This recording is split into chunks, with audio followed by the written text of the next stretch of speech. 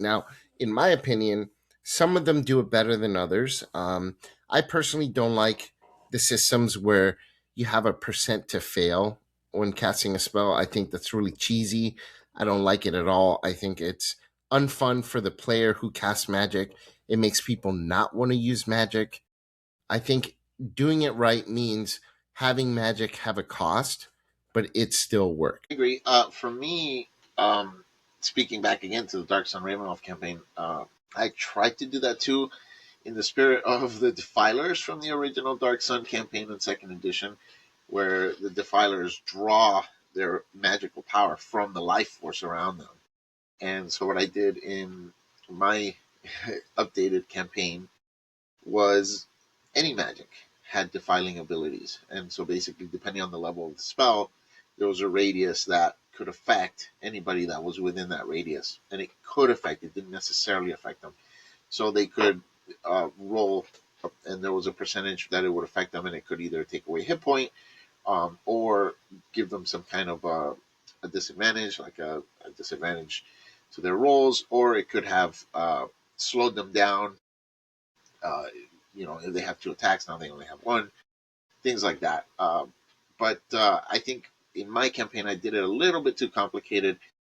However, it wasn't the type of ill effect that would destroy or completely keep somebody from being a spellcaster. So yeah, you want to tread carefully with how how severe the side effects would be of using magic if you do Yeah, implement. so in Symbaroum, Shadow the Demon Lord as well, they use a corruption mechanic. So when you cast a spell or use a curse item or you witness horrific acts and things like that, then part of both those games have kind of a willpower soul stat, and though that corruption kind of attaches to that statistic. In Left for the Vultures, I designed it as it just affects your mental health, and if you go too hard with magic, your mental health can degrade very quickly. And if your mental health hits zero, then you have some issues where you can get permanent mental scars and things like that. Um, I like those kind of effects much better than like what you said, what you did with your Darkest Sun or whatever. Like I don't like the idea of player characters or players being able to make a character who's a spellcaster who can get all this power and then it just fucks everybody else over. I don't like that idea at all. Um, which is why I did what I did with Left for the Vultures. It most spells, there are a few that do affect everybody else, but very few, and it's very specific as to why, for flavor. But mostly it affects the caster. Same with Symbaroum and Shadow of the Demon Lord.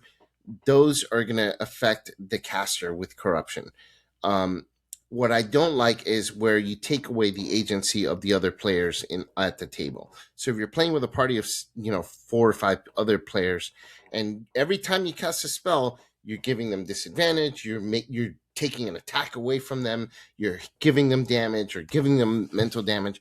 I think that's not fun or fair for them because you're doing all this powerful stuff and then fuck your other player characters, fuck your party, and it's not fun for them. And I think a lot of times they're going to get upset, and for good reason.